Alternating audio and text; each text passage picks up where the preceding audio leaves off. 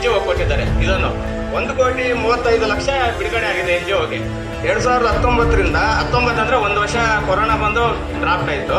ಈಗ ತನಕ ಎಷ್ಟು ಜನ ಸಿಬ್ಬಂದಿ ಇದರಲ್ಲಿ ಕೆಲಸ ಮಾಡಿದ್ದಾರೆ, ಅದರಲ್ಲಿ ಹಳ್ಳಿಗಳಲ್ಲಿ ಗ್ರಾಮ ಪಂಚಾಯತಿ ಮಟ್ಟದಲ್ಲಿ ಏನೇನು ಕೆಲಸಗಳ ಕಾರ್ಯಗಳು ಮಾಡಿದ್ದಾರೆ, ಇದೆಲ್ಲ ಸಂಪೂರ್ಣ ಮಾಹಿತಿ ಬೇಕು ಸರ್. ಇವಾಗ ನೋಡಿ 1,35,00,000 ಬಂದಿದೆ. ಅಧಿಕಾರಿಯವರು ಬಂದಿದ್ದಾರೆ ಇಲ್ಲಿಗೆ. ತಾವು ಏನು ತನಿಖೆ ಮಾಡ್ತೀರಿ? ಅಲ್ಲಿ ಉಮೇಶ್ ಅಂತ ಬಂದವ್ರೆ, ಅಲ್ಲಿ ಇಂದಿನ ಚಿಂತಾಮಣಿಯಲ್ಲಿ ಅವರ ಸಭೆಯಲ್ಲಿ ದೊಡ್ಡದಾಗಿ ಮಾತಾಡ್ತಾ ಇದ್ರು. ಈ ಅವ್ಯವಹಾರದ ಬಗ್ಗೆ ಮಾತಾಡ್ತಾ ಇದ್ರೆ ನಮಗೇನೆ ಫೋಟೋಸ್ ಹಾಕ್ತಾರೆ ಅಂದ್ರೆ ನಮ್ಗೆ ಹೊಟ್ಟೆ ಉರಿತದೆ. ಒಂದು ರೈತ ಸಂಘ ಜಿಲ್ಲಾ ಸರ್.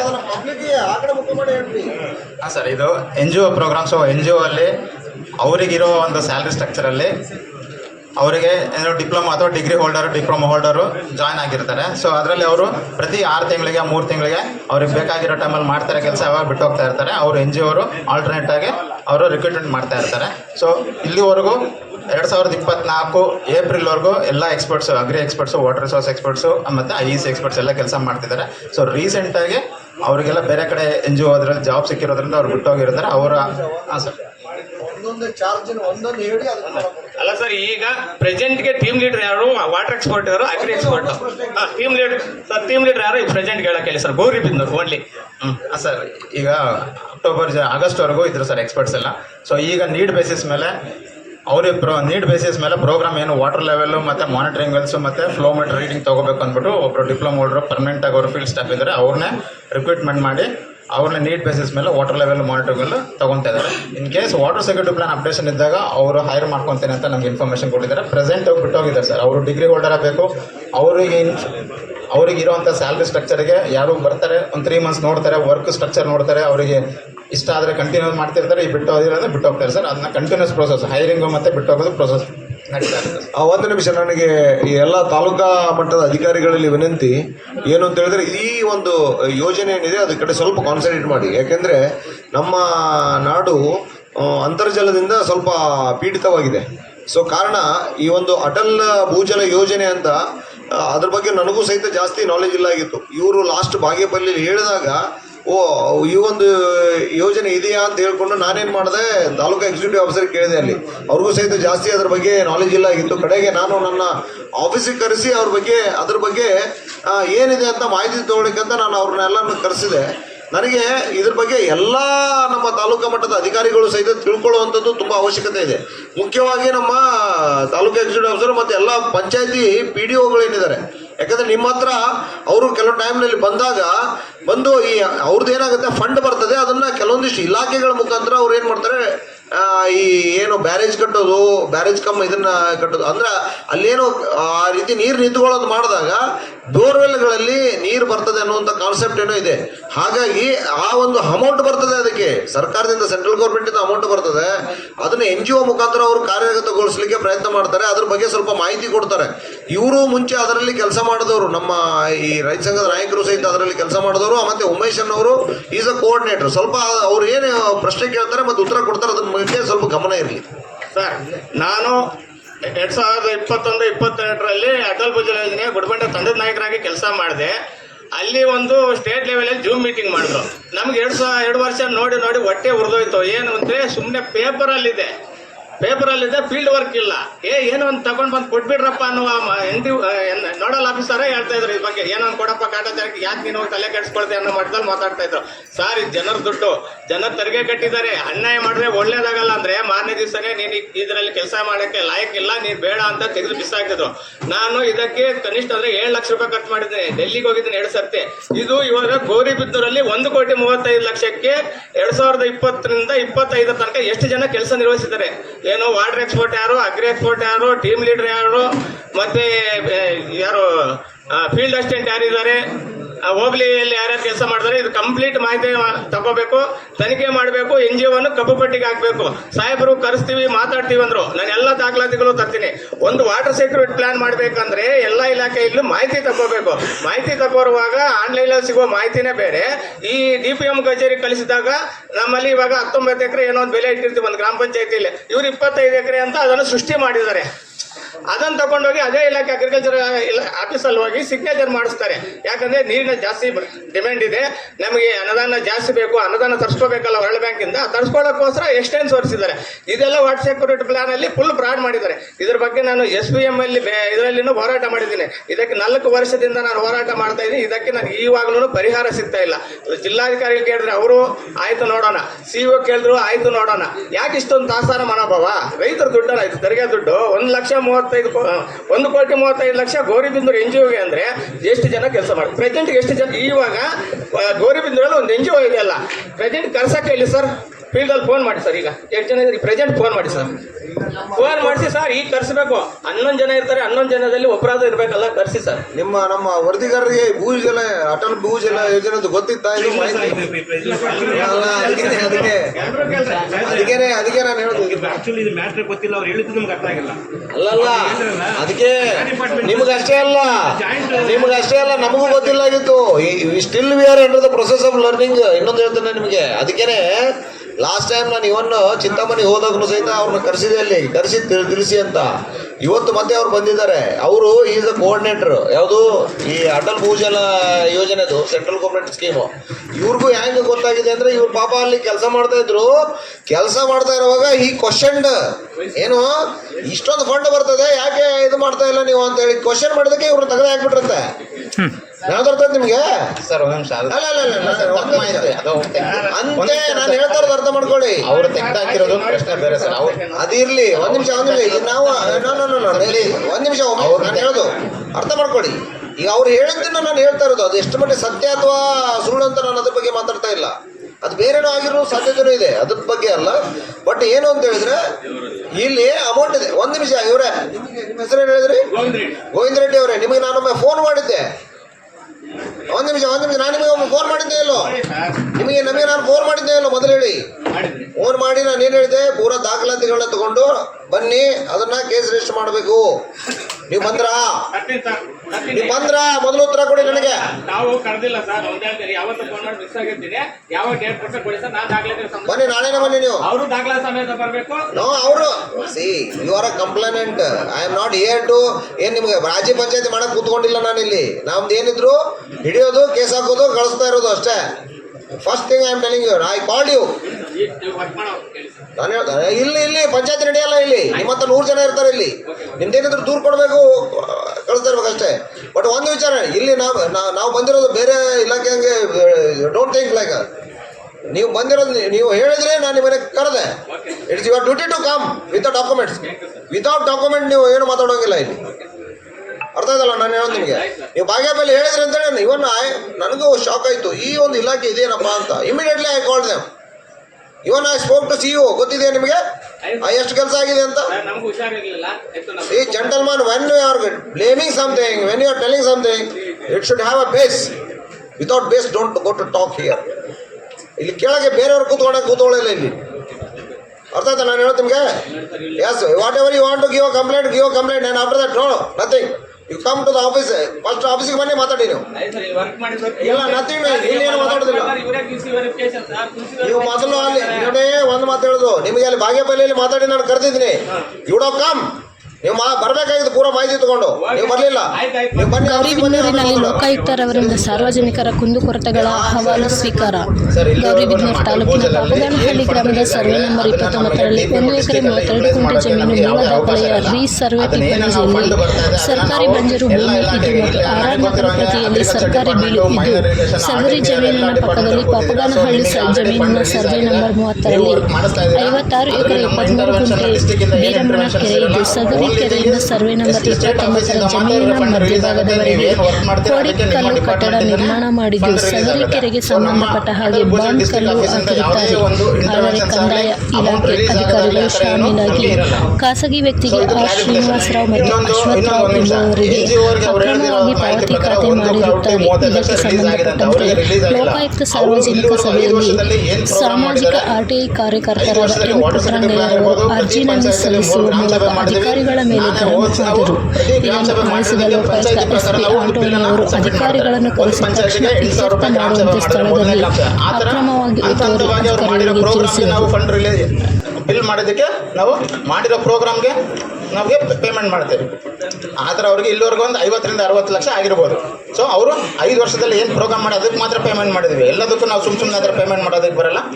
ಓಕೆ ಸಲ ಅಟಲ್ ಭೂಜಲದ ಬಗ್ಗೆ ನನಗೆ ಮಾಹಿತಿನೇ ಇಲ್ಲ ರೀ. ಪಂಚಾಯತಿಗೆ ಹೋಗಿ ಹೆಂಗೆ ಎಕ್ಸಿಕ್ಯೂಟ್ ಮಾಡ್ತೀರಾ ನೀವು? ಪಂಚಾಯತಿಗೆ ಹೋಗಿ ಎಕ್ಸಿಕ್ಯೂಟ್ ಮಾಡ್ತೀರಾ? ಆಮೇಲೆ ಅಟಲ್ ಭೂಜಲ್ ಬಗ್ಗೆ ನನಗೆ PDOs ಕೆಲವರು ಕಂಪ್ಲೇಂಟ್ ಮಾಡಿದ್ದಾರೆ, ಸರ್ ವರ್ಕ್ ಮಾಡ್ತಿದ್ದೀರಾ ನಮಗೆ ಮಾಹಿತಿನೇ ಕೊಡ್ತಿಲ್ಲ ಅಂತೇಳಿ. ಎಲ್ಲಿ ಮಾಡಿದ್ದೀರಾ ಇದು ಏನು ಗ್ರಾಮ ಸಭೆ ಯಾವುದು ಕಂಟೆಂಟ್ ಆಗಿದೆ?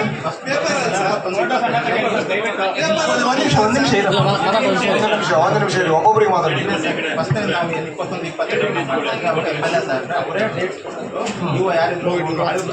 ಆಯ್ತಾಯ್ತು.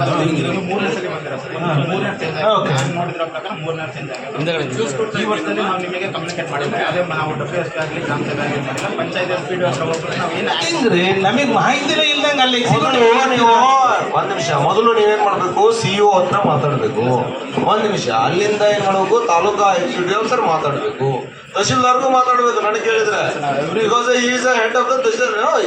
C it is a coordination, ಸಹಕಾರದೊಂದಿಗೆ ನಡೆಯೋದು. ಅಲ್ಲಿಂದ ಏನು ಮಾಡಬೇಕು, ಒಂದು ಲೆಟರ್ನ ಅವ್ರಿಗೆ ಕೊಡಬೇಕು. ಅಲ್ಲಿಂದ ಪ್ರತಿಯೊಂದು ಗ್ರಾಮ ಪಂಚಾಯತಿಗೆ PDOಗೆ ಒಂದು ಲೆಟರ್ನ ಹೋಗ್ಬೇಕು, ಇವ್ರು ಬಂದ್ರೆ ಇವ್ರ ಜೊತೆಗೆ ಸಹಕಾರದೊಂದಿಗೆ ಕೆಲಸ ಮಾಡಿ ಅಂತ. ನೀವು ಹೋಗಿ ಭೇಟಿನೇ ಆಗೋದಿಲ್ಲ. ದ ಸೇಮ್ ಥಿಂಗ್ ಭಯ ಎಲ್ಲೇ ನಿಮ್ಮ ಬಾಗೇಪಲ್ಲಿನೂ ಅಷ್ಟೇ ಹಣೆ ಬರ. ನನಗನ್ಸಿದ ಮಟ್ಟಿಗೆ ನೀವು ಚಿಂತಾಮಣಿಲ್ಲ ಅಷ್ಟೇ ಅವ್ರಿಗೆ ಗೊತ್ತಿತ್ತು. ಅಲ್ಲಲ್ಲ ನಾನು ಹೇಳೋದು ನೀವಲ್ಲಪ್ಪ, ನೀವೇ ಅಲ್ಲಿ ತಾಲೂಕಾ ಎಕ್ಸಿಕ್ಯೂಟಿವ್ ಆಫೀಸರ್ಗೆ ಹೇಳೋದು ನಾನು. ದ ಸೇಮ್ ಥಿಂಗ್ ಇಲ್ಲಿ here also the same complaint. ನೀವು ಯಾಕೆ ಹೋಗಿ ಭೇಟಿ ಆಗೋದಿಲ್ಲ? ಯಾವ ಪ್ರೋಗ್ರಾಮ್ ರೀ? ಕೋಟಿಗಟ್ಟಲೆ ದುಡ್ಡಿದೆ ಅದರಲ್ಲಿ, ಯಾಕೆ ಭೇಟಿ ಆಗಲ್ಲ? ಭೇಟಿ ಆಗಬೇಕು, ಕೋಆರ್ಡಿನೇಟರ್. ನಾನು ಹೇಳೋದು PDO ಮತ್ತೆ ಗ್ರಾಮ ಪಂಚಾಯತಿ ಅವರ ಸಹಕಾರ ಇಲ್ಲದೆ ನಿಮ್ದು ಏನ್ ನಡೀತದೆ? ಸುಮಾರು ಜನ ಒಂದ್ ನಿಮಿಷ ಇಲ್ಲಿ ಕೋಟಿಗಟ್ಟಲೆ ದುಡ್ಡು ಬರ್ತದೆ ನೋಡಿ. ನಮ್ಮ ಮೀಡಿಯಾದವ್ರಿಗೆ ಯಾರಿಗೂ ಗೊತ್ತೇ ಇಲ್ಲ, ಯಾರಿಗೂ ಗೊತ್ತಿಲ್ಲ ಇದು. ನೀವು ಒಳಗಿಂದೊಳಗೆ ನಿಮ್ಮ ಆಫೀಸಲ್ಲೇ ಕೂತ್ಕೊಂಡು ಅಲ್ಲೇ ಮಾಡಿಕೊಂಡೆ ಇದೇನಾ ಇದನ್ನ? ಯಾವ ನಿಮಿಷ ನಿಮ್ಮ NGO ಯಾರಿಲ್ಲಿ? ಯಾರಿದಾರ? ಯಾರಿದ್ದಾರೆ? ಎಲ್ಲಿದ್ದಾರೆ? ಬಂದಿದ್ದಾರಾ? ಒಂದ್ ನಿಮಿಷ ರೀ, ಅವಸರ ಮಾಡಕ್ ಹೋಗ್ತೀಯಪ್ಪ ಇಲ್ಲಿ.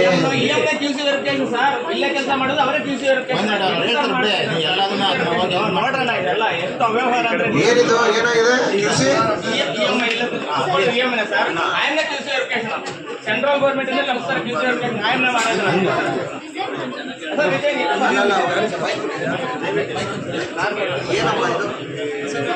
ಮೊದಲನೇ ಪರಿಚಯ ಮಾಡ್ಕೊಂಡಿಯಮ್ಮ. ನನ್ನ ಹೆಸರು ಹೇಮಾ ಅಂತ. ಮೊದಲು WRS NGO ಗೋರಿಬಿದೂರಲ್ಲಿ ನಾನು ಅತಿ ಎಕ್ಸ್ಪರ್ಟ್ ಆಗಿ ಕೆಲಸ ಮಾಡ್ತಾ ಇದ್ದೆ. ನವೆಂಬರ್ 31 ನಾನು ರಿಸೈನ್ ಮಾಡಿದೆ. ಅದಾದಮೇಲೆ ನನಗೆ QC ಇದು ಆಫರ್ ಬಂತು. ಆ ಆಫರ್ನ ತಗೊಂಡು ಮಾಡಿದ್ವಿ. ಅದರಲ್ಲಿ ನಾನು ಇವಾಗ ಅತಿ ಎಕ್ಸ್ಪರ್ಟ್ ಆಗಿ ವರ್ಕ್ ಮಾಡ್ತಾ ಇಲ್ಲ. ನೀವೇನಂತ ಕೆಲಸ ಮಾಡ್ತಾ ಇದ್ರಮ್ಮ ಈಗ? ಈಗೇನು ಮಾಡ್ತಾ ಇಲ್ಲ ಸರ್. ಈಗ ಅಟಲ್ ಭೂಜಲ್ ಇದ್ರೆ ಇಲ್ಲೇ ಇಲ್ಲ ನೀವು? ಇಲ್ಲ ಸರ್, ಇಲ್ಲ. ಮತ್ತೆ ಏನಕ್ಕೆ ಬಂದ್ರಿ? ಅದನ್ನ ಹೇಳೋದಿಲ್ಲ ಉಮೇಶ್ ಅವರೇ. ಈಗ NGO ಯಾರು? ಇಲ್ಲಿ NGO ಅವರೇ ಹೇಳಿದ್ದಾರೆ ಪಾಪ. ಯಾರು ಅವರು ಮೊದಲು ಕೆಲಸ ಮಾಡಿದ್ರು, ಅವರು ಮಾಹಿತಿ ಕೇಳಿದ್ರು, ಅದ್ರ ಪ್ರಕಾರ ಮಾಹಿತಿ ಎಲ್ಲ ಆ ಟೈಮ್ ಈಗ ಕ್ವಾಲಿಟಿ ಕಂಟ್ರೋಲ್ ಇದನ್ನು ಮಾಡ್ತಾ ಇಲ್ಲ ನೀವು. ಇಲ್ಲ ಸರ್, ಅಲ್ಲಿ ಕೂಡ ನೀಟ್ ಬೇಸ್ಡ್, ಇಲ್ಲಿ ಕೂಡ ನೀಟ್ ಬೇಸ್ಡ್. ಕ್ವಾಲಿಟಿ ಅಂದ್ರೆ ಏನು ಕ್ವಾಲಿಟಿ ಮಾಡ್ತಾ ಇದ್ರಿ? ಡಿಸೆಂಬರ್ ಅಲ್ಲಿ ನವೆಂಬರ್ 31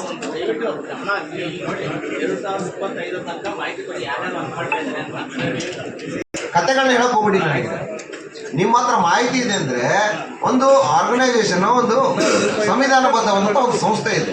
ಆ ಸಂಸ್ಥೆ ಬಂದು ದೂರು ಕೊಡಿ ಅಂತ ನಾವು ನಿಮಗೆ ದಾಖಲಾತಿಗಳು. ಒಂದ್ ನಿಮಿಷ ಹೇಳಿ.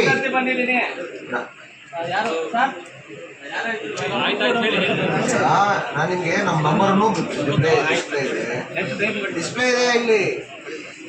ಪ್ರತಿಯೊಂದು ಕಡೆನೂ ಇದೆ. ನೀವು ಮಾಹಿತಿ ನಿಮ್ಮ ಹತ್ರ ಇದ್ದಾಗ ನೀವು ಬರದೇನೆ ಮಾತಾಡೋದು ತಪ್ಪಾಗುತ್ತೆ. ಒಂದು ವಿಚಾರ, ನೀವು ಯಾವಾಗ ಸಭೆಗಳಿರ್ತದೆ ದೊಡ್ಡದಾಗಿ ಬಂದು ಅದನ್ನು ಇದನ್ನ ಮಾಡೋದು ಮುಖ್ಯ ಅಲ್ಲ. ನಾನು ಒಂದು ಮಾತು ಹೇಳೋದು ಕೇಳಿ ಇರ್ಲಿ.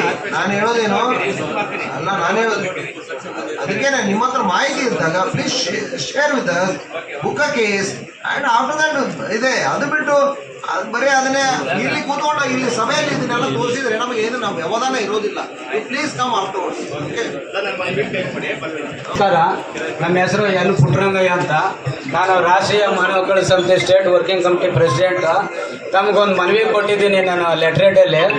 ಇಲ್ಲಿ ನಮ್ಮದು ಗೋರಿಬಿದನೂರು ತಾಲೂಕು ಹೊಸೂರು ಹೋಬಳಿ ರಮಾಪುರ ಗ್ರಾಮ ಪಂಚಾಯತಿಗೆ ಸೇರಿರ್ತಕ್ಕಂಥ ಕಂದಾಯ ವೃತ್ತಕ್ಕೆ ಬರೋದು ಪಾಪನಹಳ್ಳಿ ಗ್ರಾಮ ಸರ್ವೆ ನಂಬರ್ 29ರಲ್ಲಿ ಮೂಲ ಬಂದು ಸರ್ಕಾರದ ಬೀಳು, ಸರ್ಕಾರಿ ಬಂಜರು. ಆ ಜಮೀನಿನಲ್ಲಿ ಬೆಂಗಳೂರಿಂದ ಯಾರೋ ಒಬ್ಬರು ಬಂದ್ಬಿಟ್ಟು ಇಲ್ಲಿಗೆ 2006-7ರಲ್ಲಿ MR ಕಡ್ತ ಮಾಡಿಸ್ಕೊಂಡು ಅವರು ಸುತ್ತು ಬೇಲಿ ಹಾಕ್ಕೊಂಡಿದ್ದಾರೆ, ಮುಳ್ತಂತಿ ಬೇಲಿ. ಆ ಜಮೀನಿಗೆ ನಮ್ಮ ರಮಾಪುರ ಗ್ರಾಮ, ಪಾಪನಹಳ್ಳಿ ಗ್ರಾಮ, ಕುದುರೆಪಾಳ್ಯ, ಬಳಗೇರೆ, ಭೀಮನಹಳ್ಳಿ ಈ 4-5 ಊರಿನ ದನಕರುಗಳು ನೀರು ಕುಡಿಯೋದಕ್ಕೆ ಹೋಗ್ತವೆ. ಸರ್ವೆ ನಂಬರ್ 29 ಮಗ್ಲಾಗೆ 30ನೇ ಸರ್ವೆ ನಂಬರಲ್ಲಿ 56 ಎಕರೆ 23 ಗುಂಟೆ ಕೆರೆ ಇದೆ. ಅದು ಪಾಪನಹಳ್ಳಿ ಸರ್ವೆ ನಾವು. ಆ ಕೆರೆಯಿಂದ ಬಾಂಧವ ಕಲ್ಲು 29ನೇ ಸರ್ವೆ ನಂಬರ್ ಕಟ್ಟಿದ್ದಾರೆ, ಕೋಡಿ ಕಲ್ಲುಗಳಿಗೂ ಸಹ ಕಟ್ಟಿದ್ದಾರೆ. ಇದನ್ನ ನಮ್ಮ ಹಿಂದೆ ನಮ್ಮ ಇವರು ಯೋಗೇಶ್ ಬಾಬು RI ಸಾಹೇಬರು, ನಮ್ಮ ಶಾವಕ VM ಮೇಡಮ್ ಅವರು ಬಂದು ಸ್ಪಾಟಲ್ಲಿ ಬಂದು ಸ್ಥಳ ತನಿಖೆ ಮಾಡಿ ವರದಿ ಕೊಟ್ಟಿದ್ರು. ಅದನ್ನ ಮೊನ್ನೆ ನಮ್ಮ ಸರ್ಕಾರ, ಕರ್ನಾಟಕ ಸರ್ಕಾರ 16/9/2023ರಲ್ಲಿ ಒಂದು ಗೈಡ್ಲೈನ್ಸ್ ಬಿಟ್ಟಿದ್ದಾರೆ. ಸರ್ಕಾರಿ ಜಮೀನುಗಳು PTCL ಪಾಣಿ ಕಾಲಂ 11ರಲ್ಲಿ ನಮೂದು ಮಾಡ್ರಿ ಅಂತ. ಅದ್ರ ಪ್ರಕಾರವಾಗಿ ನಮ್ಮ ತಹಶೀಲ್ದಾರ್ ನಿನ್ನೆ ಸಾಯಂಕಾಲ ಫ್ಲಾಗ್ ಮಾಡಿಸಿದ್ದಾರೆ. ದಯವಿಟ್ಟು ಆ ಜಮೀನು ಅದನ್ನು ತೆರವುಗೊಳಿಸ್ಕೊಡಿ ಸ್ವಾಮೀಜಿ, ಅದೊಂದು.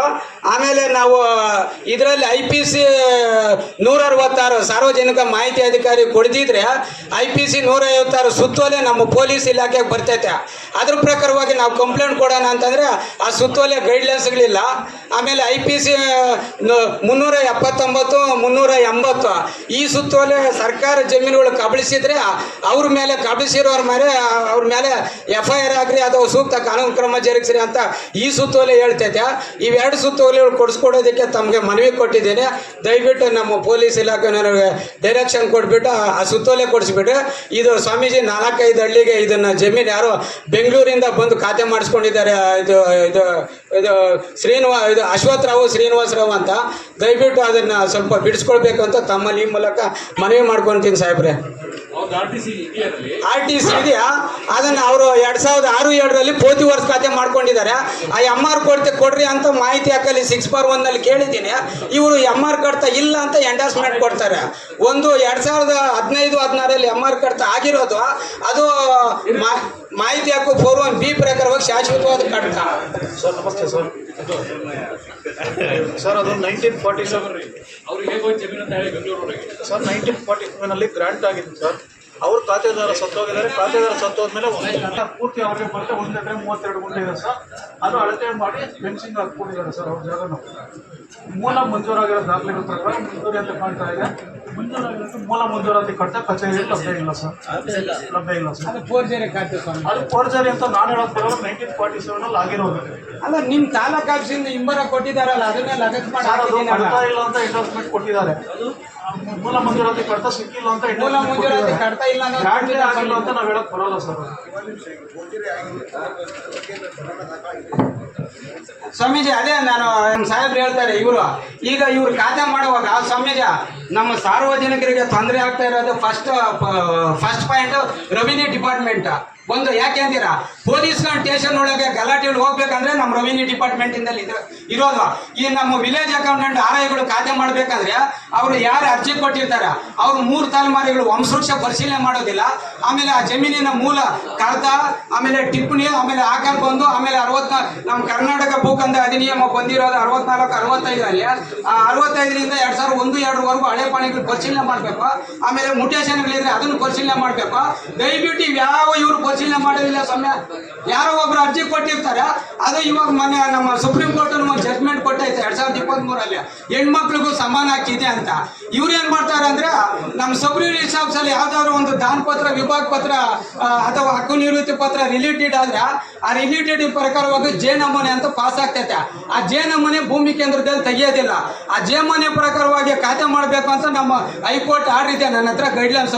ನಾನು daily high court order, supreme court order judgment ನೋಡ್ತಾನೆ ಇರ್ತೇನೆ. ಯಾಕಂದ್ರೆ ನಾನು ಒಬ್ಬ RTI ಕಾರ್ಯಕರ್ತ.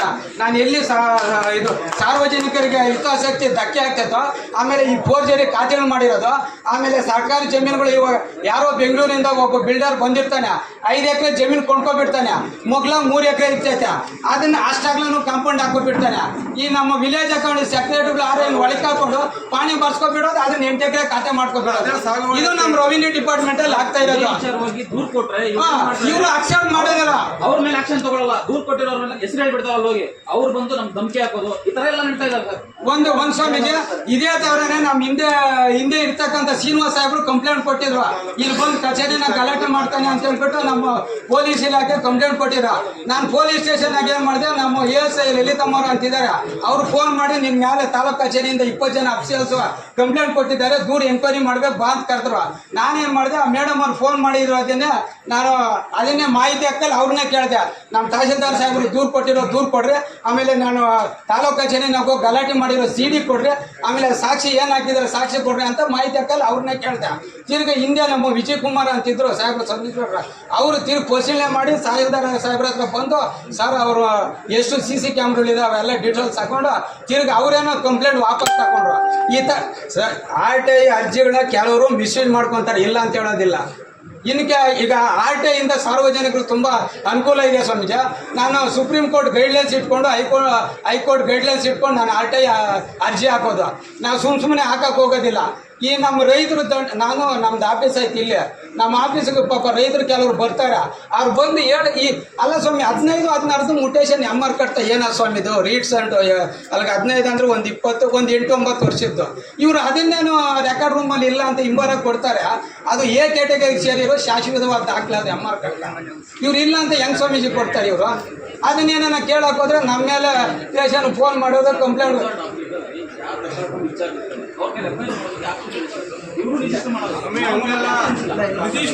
ಖಾತೆ ಮಾಡೋರೆ. ಆಮೇಲೆ ಸೆಕೆಂಡ್ ಏನಂದ್ರೆ ನಮ್ಮ ತಾಲೂಕ್ ಪಂಚಾಯತ್ ಗ್ರಾಮ ಪಂಚಾಯತ್ ಒಳಗೆ ಏನ್ ಮಾಡ್ತಾರೆ ಅಂದ್ರೆ ಈ ಗ್ರಾಮ ಠಾಣಾ ಜಾಗ ಅಕ್ರಮವಾಗಿ ಖಾತೆಗಳು ಮಾಡಿಬಿಡ್ತಾರೆ ಸ್ವಾಮಿ. ಈ ನೋಡ ಅಲ್ಲಿ ಸ್ವಾಮೀಜಿ ಬಿಲ್ ಕಲೆಕ್ಟರ್ ಅಂತ ಇರ್ತಾರೆ ಪಂಚಾಯತ್ ಒಳಗೆ, ಬಿಲ್ ಕಲೆಕ್ಟರ್ ಗೊತ್ತಿರೋ ಸೆಕ್ರೆಟರಿಗೆ ಗೊತ್ತಿರೋದಿಲ್ಲ, ಸೆಕ್ರೆಟರಿಗೆ ಗೊತ್ತಿರೋದು PDO ಗೊತ್ತಿರೋದಿಲ್ಲ, PDO ಗೊತ್ತಿರೋದು ಇವಾಗ ಗೊತ್ತಿಲ್ಲ. ಮತ್ತೆ ರೆವಿನ್ಯೂ ಡಿಪಾರ್ಟ್ಮೆಂಟ್ ಅಲ್ಲಿ ಗ್ರಾಮ ಸಹಾಯಕರು ಅಂತ ಇರ್ತಾರೆ. ಇವ್ರು ಏನ್ ಮಾಡ್ತಾರೆ ಅಂದ್ರೆ ನಮ್ಮ ವಿಲೇಜ್ ಅಕೌಂಟ್ ಒಳಗೆ ಗ್ರಾಮ ಸಹಾಯಕನ ಹೋಗಿ ಭೇಟಿ ಮಾಡ್ತಾರೆ. ಅವನಿಗೆ ಊರಲ್ಲಿ ಅವ್ರಿಗೆ ಇವ್ರಿಗೆ ಆಗೋದಿಲ್ಲ, ತಗೊಂಡೋಗಿ ಒಂದು ತಕರಲ್ಲಿ ಹಾಕ್ಸ್ಬಿಡೋದು, ಅದನ್ನ ಖಾತೆ ಡಿಸ್ಪ್ಯೂಟ್ಗೆ ಹಾಕೊಂಬೋದು. ಇಲ್ಲಿ ನಮ್ಮ ತಹಶೀಲ್ದಾರ್ಗಳು AC ಸಾಹೇಬ್ರು DC ಸಾಹೇಬ್ರು ಏನ್ ಮಾಡ್ತಾರೆ ಅಂದ್ರೆ ಸಿವಿಲ್ ಕೋರ್ಟಲ್ಲಿ ಸಿವಿಲ್ ಕೋರ್ಟ್ಗೆ ಬಗೆಹರಿಸ್ಕೊ ಹೋಗ್ಲಿ ಅಂತ ಸಾರ್ವಜನಿಕರಿಗೆ ಹಿಂಬಾರಾಗಿ ಕೊಟ್ಬಿಡ್ತಾರೆ ಸ್ವಾಮಿ. ಇದು ನಮ್ಗೆ ತುಂಬಾ ತೊಂದರೆ ಆಗ್ತೈತೆ. ದಯವಿಟ್ಟು ಇದನ್ನ ಸ್ವಲ್ಪ ಡೈರೆಕ್ಷನ್ ಕೊಟ್ಟು, ನೆನ್ನೆ ನಾನು ಹೇಳಿದ್ನಲ್ಲ 29ನೇ ಸರ್ವೆ ನಂಬರ್ ಸಾಹೇಬರು ನೆನ್ನೆ ರಿಸೀವ್ ತಗೊಂಡು ಬ್ಲಾಕ್ ಮಾಡಿಕೊಟ್ರು. ಅದನ್ನ ನಮ್ಮ ಭೂಮಿ ಕೇಂದ್ರದಲ್ಲಿ ಭೂಮಿಕೆ ಅಂಬರು ಅದನ್ನ ಬ್ಲಾಕ್ ಮಾಡೋ ಸರ್ಟಿಫಿಕೇಟ್ ಕಾಪಿ ಕೊಡೋಂದ್ರೆ ಇದುವರೆಗೂ ಕೊಟ್ಟಿಲ್ಲ, ಕೇಳಿದ್ರೆ ಕೊಡೋಕೆ ಬರೋದಿಲ್ಲ ಅಂತ ಹೇಳ್ತಾರೆ ಸ್ವಾಮೀಜಿ. ಇದು ಅಲ್ಲ ಫ್ಲಾಗ್ ಆಗಿದ್ಯಾ, ನಾನು ಭೂ ಕಬಳಿಕೆ ಕೋರ್ಟ್ಗೆ ಹೋಗ್ಬೇಕು ಅದನ್ನ, ಯಾಕೆಂದ್ರೆ ಒತ್ತುವರಿ ಆಗಿರೋದು ಆ ಕೋರ್ಟ್ಗೆ ಹೋಗ್ಬೇಕು, ದಾಖಲಾತಿಗಳು ಕೊಡ್ರಿ ಅಂದ್ರೆ ಕೊಡ್ತಾ ಇಲ್ಲ ಸ್ವಾಮೀಜಿ. ಡಿಪಾರ್ಟ್ಮೆಂಟ್ ಅಲ್ಲಿ ಸರ್ ಕೂಡ ಯಾವ ಸೆಕ್ರೆಟರಿನೋ ಹೋಗಿ ಬರೆಯಲ್ಲ, ಯಾರು ಬರೆಯಲ್ಲ. ಇವ್ರು ಹೇಳೋ ಜಗ್ಗಿಗಟ್ಟೆ ಮೇಲೆ ಕೂತ್ಕೊಂಡು ಆ ಗ್ರಾಮ ಸ್ವಾಮೀಜಿ ಜವಾಬ್ದಾರಿ ತಹಶೀಲ್ದಾರ್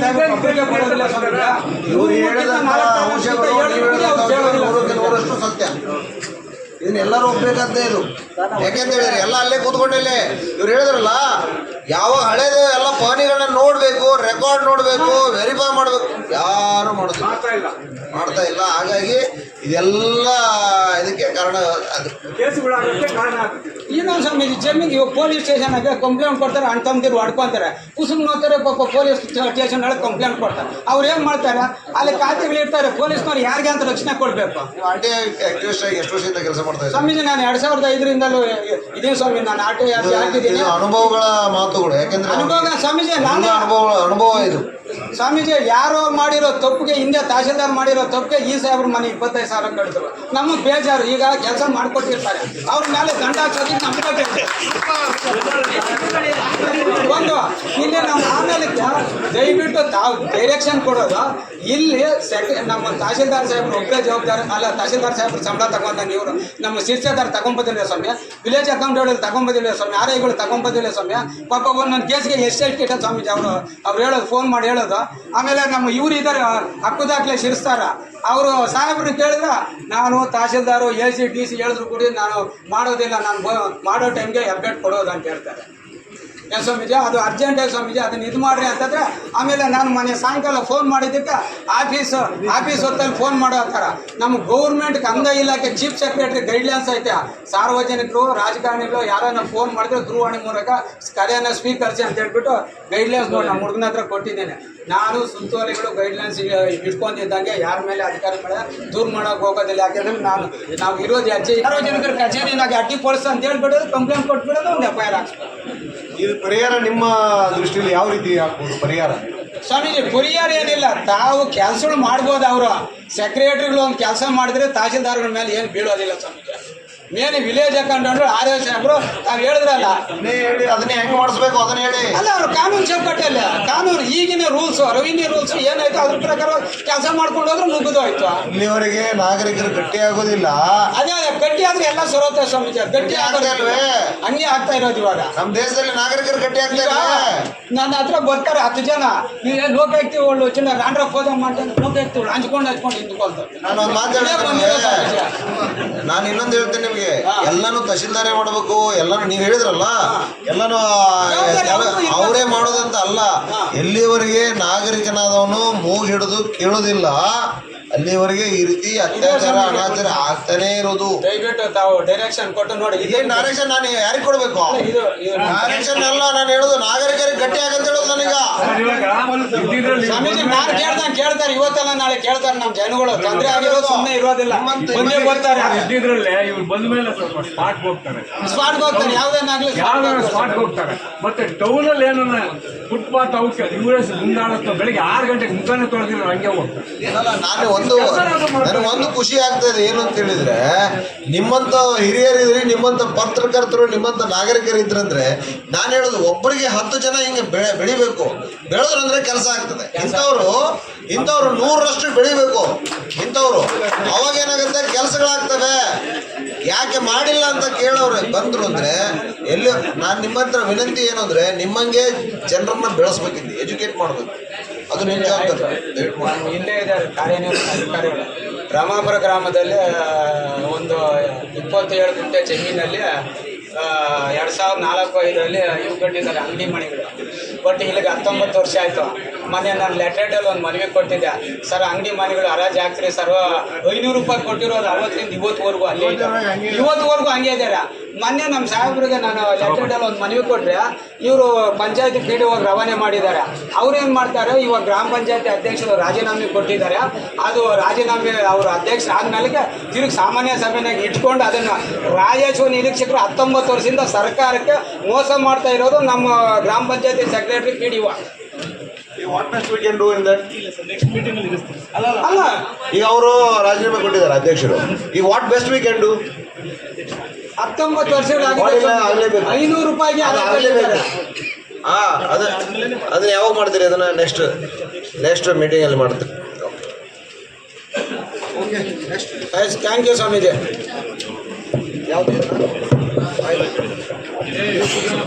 ಇದು ಸುತ್ತೋಲೆ ಅಂತ ಕೇಳಿದ್ರಲ್ಲ, ಸುತ್ತೋಲೆ ವೆಬ್ಸೈಟ್ ಕೊಟ್ಟೇ ಬಿಡ್ತಾರಲ್ಲ ಇದನ್ನ. ಇಲ್ಲ ನಮ್ಮ ಸಾಹೇಬರ ಸರ್ಟಿಫಿಕೇಟ್ ಒಳ್ಳೆ ಕೊಡ್ತಾರೆ. ಯಾವುದು ಇದು ಆಸ್ತಿ ಕಣಕ್ಕೆ ಮಾಡೋದು ಮತ್ತೆ ಸಾರ್ವಜನಿಕ ಇದಲ್ಲ, ಇದು ಖಾತೆ ನಂಬರ್ ಇದನ್ನ.